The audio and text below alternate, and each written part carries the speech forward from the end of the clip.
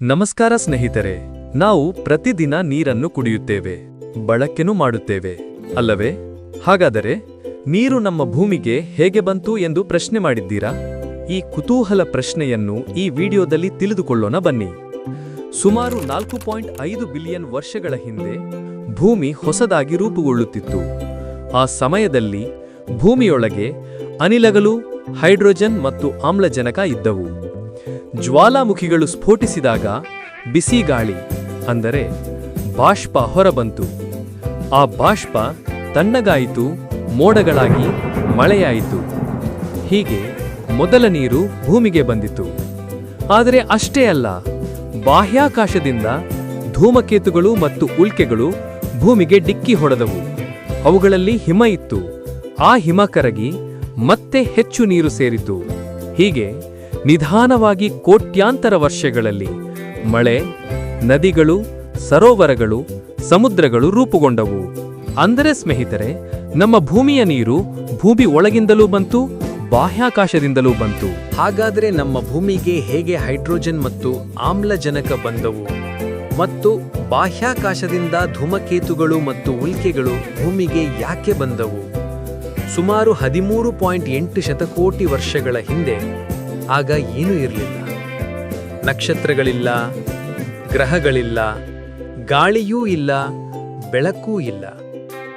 ಆದರೆ ತಕ್ಷಣ ಒಂದು ದೊಡ್ಡ ಸ್ಫೋಟವಾಯಿತು. ಅದನ್ನೇ ವಿಜ್ಞಾನಿಗಳು ಬಿಗ್ ಬ್ಯಾಂಗ್ ಅಂತಾರೆ. ಆ ಸ್ಫೋಟದಿಂದ ಬೆಳಕು ಬಂದಿತು, ಗಾಳಿ ಬಂದಿತು, ನಕ್ಷತ್ರಗಳು ಹುಟ್ಟಿದವು, ಗ್ರಹಗಳು ರೂಪುಗೊಂಡವು. ಅದ್ಭುತ ಅಲ್ವೇ? ಇದೇ ನಮ್ಮ ವಿಶ್ವದ ಜನನ. ಸ್ನೇಹಿತರೆ, ಬಿಗ್ ಬ್ಯಾಂಗ್ ಆದ ತಕ್ಷಣ ಏನಾಯಿತು? ಬಿಗ್ ಬ್ಯಾಂಗ್ ಆದ ಮೊದಲ ಕೆಲವು ಸೆಕೆಂಡುಗಳಲ್ಲಿ ಚಿಕ್ಕ ಚಿಕ್ಕ ಕಣಗಳು ಹುಟ್ಟಿದವು. ಅವು ಪ್ರೋಟಾನ್ಗಳು, ನ್ಯೂಟ್ರಾನ್ಗಳು ಮತ್ತು ಇಲೆಕ್ಟ್ರಾನ್ಗಳು. ನಂತರ ಈ ಚಿಕ್ಕ ಕಣಗಳು ಸೇರಿ ಮೊದಲ ಪರಮಾಣುಗಳನ್ನು ರಚಿಸಿದವು. ಹೈಡ್ರೋಜನ್ ಮತ್ತು ಹೀಲಿಯಂ ಎಂಬ ಪರಮಾಣುಗಳು ಹೆಚ್ಚು ಪ್ರಮಾಣದಲ್ಲಿ ಇದ್ದವು. ಆಮೇಲೆ ಈ ಪರಮಾಣುಗಳು ಸೇರಿ ದೊಡ್ಡ ದೊಡ್ಡ ಅನಿಲದ ಮೋಡಗಳನ್ನು ನಿರ್ಮಿಸಿದವು. ಅವು ಕುಗ್ಗಿ ಸಿಡಿದು ಮೊದಲ ನಕ್ಷತ್ರಗಳು ಹುಟ್ಟಿದವು. ನಕ್ಷತ್ರಗಳು ಸೇರಿ ಗ್ಯಾಲಕ್ಸಿಗಳು ರೂಪುಗೊಂಡವು. ಇದೇ ನಮ್ಮ ಬ್ರಹ್ಮಾಂಡದ ಮೊದಲ ಬೆಳಕು, ಮೊದಲ ನಕ್ಷತ್ರಗಳ ಜನ್ಮ. ಈ ಮೋಡಗಳು ಕುಗ್ಗಿ ಸಿಡಿದು ಮೊದಲ ನಕ್ಷತ್ರಗಳು ಹುಟ್ಟಿದವು.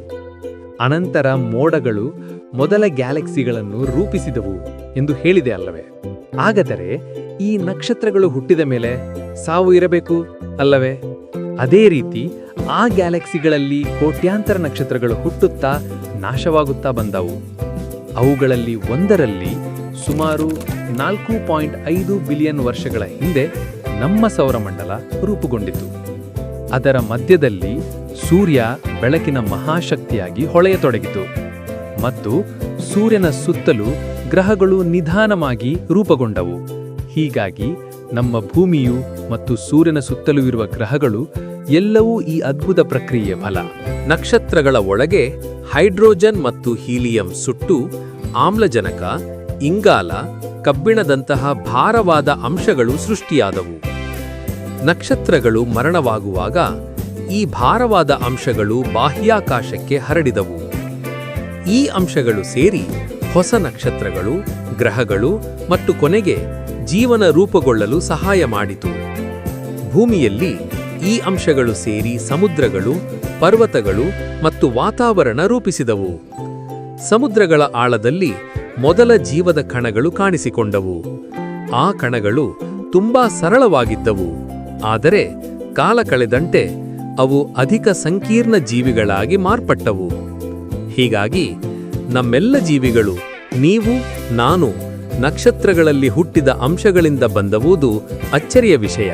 ನಮ್ಮ ಸೂರ್ಯನ ಮಧ್ಯಭಾಗ ತುಂಬಾ ಬಿಸಿ, ಸುಮಾರು 15 ಮಿಲಿಯನ್ ಡಿಗ್ರಿ ಸೆಲ್ಸಿಯಸ್. ಈ ಬಿಸಿಯಲ್ಲಿ ಸೂರ್ಯ ಹೈಡ್ರೋಜನ್ ಅನ್ನು ಸೇರಿಸಿ ಹೀಲಿಯಂ ಆಗಿ ಮಾಡುತ್ತದೆ. ಅದರಿಂದಲೇ ನಮಗೆ ಬೆಳಕು ಮತ್ತು ಶಕ್ತಿ ಬರುತ್ತದೆ. ಆದರೆ ಸೂರ್ಯನಿಗಿಂತ 8 ಪಟ್ಟು ದೊಡ್ಡ ನಕ್ಷತ್ರಗಳು ಇನ್ನೂ ಬಿಸಿ. ಅವುಗಳಲ್ಲಿ ತಾಪಮಾನ 200 ಮಿಲಿಯನ್ ಡಿಗ್ರಿ ಸೆಲ್ಸಿಯಸ್ ತಲುಪುತ್ತದೆ. ಅಷ್ಟು ಬಿಸಿಯಲ್ಲಿ ಕಾರ್ಬನ್ ಮತ್ತು ಹೀಲಿಯಂ ಸೇರಿ ಆಮ್ಲಜನಕ ಹುಟ್ಟುತ್ತದೆ. ಈ ದೊಡ್ಡ ನಕ್ಷತ್ರಗಳು ಕೊನೆಗೆ ಸೂಪರ್ನೋವಾ ಸ್ಫೋಟ ಆಗುತ್ತವೆ. ಅದರಲ್ಲಿ ಆಮ್ಲಜನಕ ಮತ್ತು ಇತರ ಅಂಶಗಳು ಬಾಹ್ಯಾಕಾಶಕ್ಕೆ ಹಬ್ಬುತ್ತವೆ. ಹೀಗಾಗಿ ನಾವು ಉಸಿರಾಡುತ್ತಿರುವ ಆಮ್ಲಜನಕ ನಕ್ಷತ್ರಗಳಲ್ಲೇ ಹುಟ್ಟಿದದ್ದು. ಈಗ ನಿಮಗೆ ಗೊತ್ತಾಗಿರುತ್ತೆ ನೀರು ಹೇಗೆ ಸೃಷ್ಟಿಯಾಯಿತೋ ಮತ್ತು ನಕ್ಷತ್ರದ ಬಿಸಿಯಿಂದ ಕಾರ್ಬನ್ ಮತ್ತು ಹೀಲಿಯಂ ಸೇರಿ ಆಮ್ಲಜನಕ ಹುಟ್ಟುತ್ತದೆ. ಈ ಆಮ್ಲಜನಕ ಹೈಡ್ರೋಜನ್ ಜೊತೆ ಸೇರಿ ನೀರಾಗಿ ಹುಟ್ಟುತ್ತದೆ. ಈ ನೀರನ್ನೇ ನಾವು ಪ್ರತಿದಿನ ಬಳಕೆ ಮಾಡ್ತೇವೆ. ಇದೇ ರೀತಿ ವಿಡಿಯೋ ನೋಡಬೇಕಾದ್ರೆ ನನ್ನ ಚಾನೆಲ್ ಅನ್ನು ಸಬ್ಸ್ಕ್ರೈಬ್ ಮಾಡಿ ಮತ್ತು ಬೆಲ್ ಐಕಾನ್ ಕ್ಲಿಕ್ ಮಾಡಿ. ಧನ್ಯವಾದ.